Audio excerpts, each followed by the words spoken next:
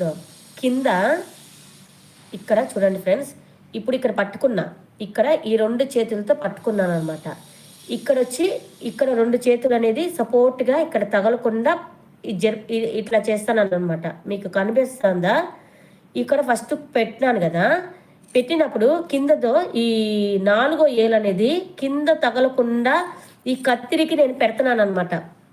కత్తిరికి తగిలేటట్టుగా పెట్టుకొని నిదానంగా కట్ చేయాలి.